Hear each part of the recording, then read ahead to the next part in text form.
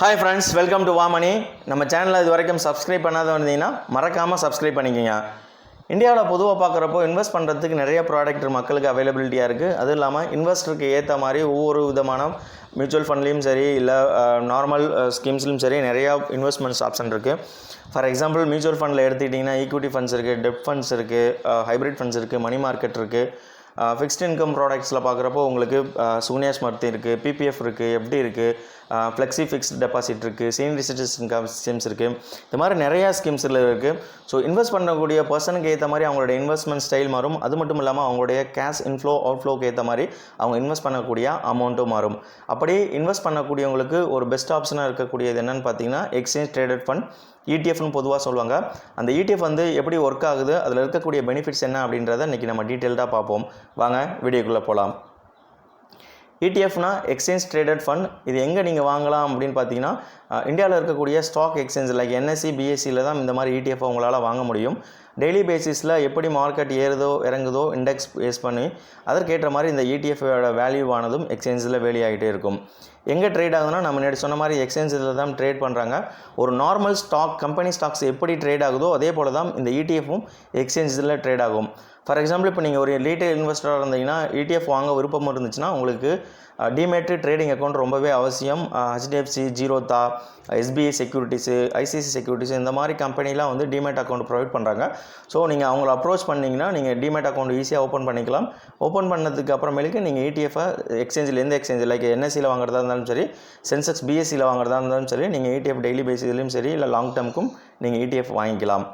ETF எப்படி track பண்ணுறாங்க அப்படின்னு பார்த்தீங்கன்னா, எப்படி கிரியேட் பண்ணுறாங்கன்னு பார்த்தீங்கன்னா, ஃபார் எக்ஸாம்பிள் ஒரு ஆதித்யா பிர்லா அப்படின்ற ஒரு AMC இருக்காங்கன்னா அவங்க ஒரு ETF கிரியேட் பண்ண போகிறாங்க அப்படின்னா அவங்க எந்த இண்டெக்ஸை ட்ராக் பண்ண போகிறாங்க அப்படின்றத வச்சு தான் அந்த ETF கிரியேட் பண்ணுவாங்க. ஃபார் எக்ஸாம்பிள் இப்போ நிஃப்டியில் பார்த்தீங்கன்னா நிஃப்டி 50 இருக்குது, இல்லை நிஃப்டி நெக்ஸ்ட் 50 இருக்குது. ஃபார் எக்ஸாம்பிள் இப்போ சென்செக்ஸில் பார்க்குறப்போ BSE சென்செக்ஸ் இருக்குது.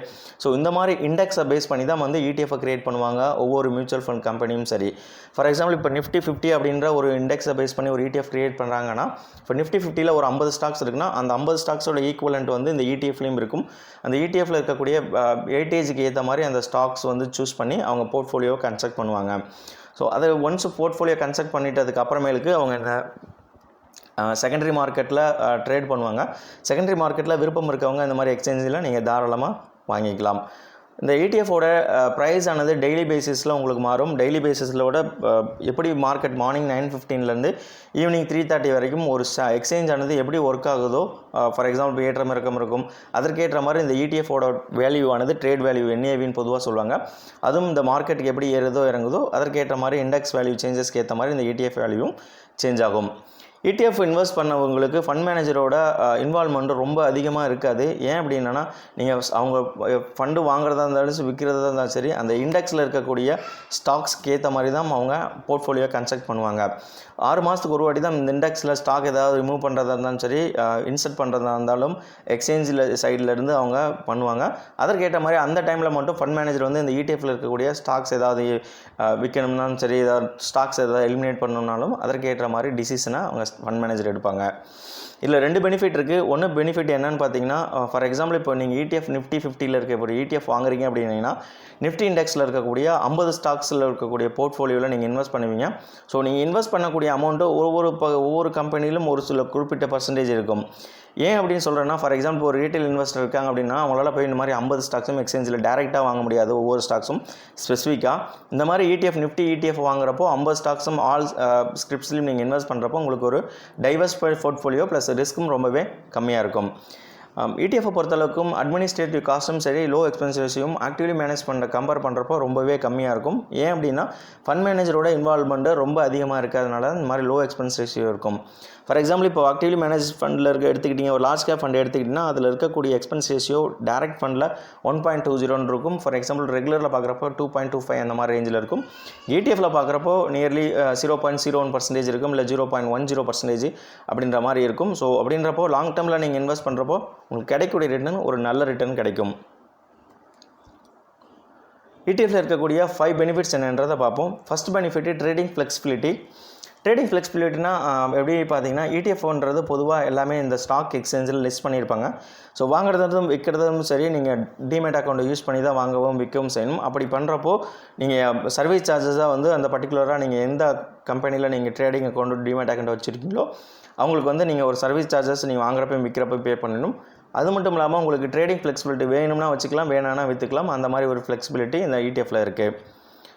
பெனிஃபிட் நம்பர் 2 பார்க்குறப்போ டைவர்ஸ் போர்ட்ஃபோலியோ. ஃபார் எக்ஸாம்பிள் இப்போ ஒரு SBI நிஃப்டி 50 ETFன்னு எடுத்திங்கன்னா அதில் 50 ஸ்டாக்ஸ் இருக்கும். ஒவ்வொரு ஸ்டாக்ஸும் டிஃப்ரெண்ட் செக்டரை பேஸ் பண்ணியிருக்கும். அது மட்டும் இல்லாமல் அதோட வெயிட்டேஜுக்கு ஏற்ற மாதிரி உங்களுக்கு டைவர்ஸ்ஃபைடு போர்ட்ஃபோலியோ இருக்கிறதுனால ஒரே செக்டரை டிபெண்ட் பண்ணியிருக்காமல் எல்லா செக்டரும் டிபெண்ட் பண்ணியிருக்கிறப்போ உங்களோட ரிஸ்க்கும் ஓரளவுக்கு கம்மியாக இருக்கும். மூணாவது பெனிஃபிட் பார்க்குறப்போ லோ எக்ஸ்பென்ஸ் ரேஷியோ. ஆக்டிவ்லி மேனேஜ்மெண்ட்டை கம்பேர் பண்ணுறப்போ இந்த ETFல எக்ஸ்பென்ஸ் ரேஷியோ ரொம்பவே கம்மியாக இருக்கும். Next benefit real time portfolio disclosure. Real டைமில் ஸ்டாக்ஸ் எப்படி ETF எப்படி ஏறுதோ இறங்குதோ அதில் இருக்கக்கூடிய ஸ்டாக்ஸ்க்கு ஏற்ற மாதிரி வேல்யூ வந்து ரெகுலராக உங்களுக்கு மாறிக்கிட்டே இருக்கும்.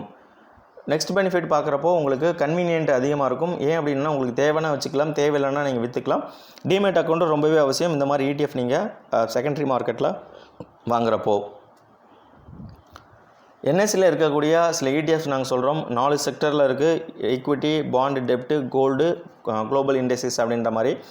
ஈக்விட்டியில் பார்க்குறப்போ நிஃப்டி 50 இண்டெக்ஸ் இருக்குது, நிஃப்டி நெக்ஸ்ட் 50 இண்டெக்ஸ் ரிலேட்டடான ETF இருக்குது, நிஃப்டி பேங்க் இண்டெக்ஸ் ரிலேட்டடான ETF இருக்குது, பாண்ட் மார்க்கெட்டில் இருக்குது, கோல்டு ETF இருக்குது, நஸ்டாக் 100 ETF இருக்குது. இந்த மாதிரி ETFல வந்து இப்போதைக்கு ரொம்ப கம்மியாக இருந்தாலும் வரும் நாட்களில் ETFோட பங்கு இன்னும் இந்தியன் மார்க்கெட்டில் ரொம்ப அதிகமாகிறதுக்கு வாய்ப்புகள் ரொம்ப அதிகமாக இருக்குது. ஸோ இந்தியன் மார்க்கெட் பொறுத்தளவுக்கும் எமர்ஜிங் மார்க்கெட்னால இப்போ வந்து ஆக்டிவ்லி மேனேஜ் ஃபண்ட்ஸ் ரொம்பவே ஃபோக்கஸ் பண்ணுறாங்க.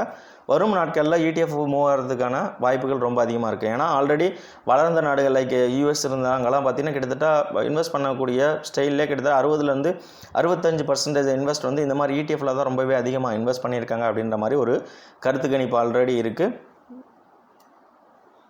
ஸோ இவ்வளோ நேரம் டைம் ஸ்பெண்ட் பண்ணி வீடியோ வாட்ச் பண்ணதுக்கு ரொம்ப நன்றி. மேலும் உங்களுக்கு ETF பற்றி ஏதாவது டவுட் இருக்குது அப்படின்னா கீழே இருக்க கமெண்ட் பாக்ஸில் டைப் பண்ணுங்கள், இல்லைனா எங்களுக்கு இமெயில் பண்ணுங்கள், வாட்ஸ்அப் பண்ணுங்கள். அதற்கேற்ற மாதிரி நாங்கள் உடனே உங்களுக்கு ரிப்ளை பண்ணுறோம். ஸோ ETF எப்படி வாங்குறது, விற்கிறது, என்ன மாதிரி பெனிஃபிட்ஸாக ஸ்டாக் எக்ஸ்சேஞ்சில் இருக்குது அப்படின்றத நெக்ஸ்ட் பார்ட் 2 வீடியோவில் நம்ம பார்ப்போம். Stay tune. தேங்க்ஸ் ஃபார் வாட்சிங். தேங்க்யூ.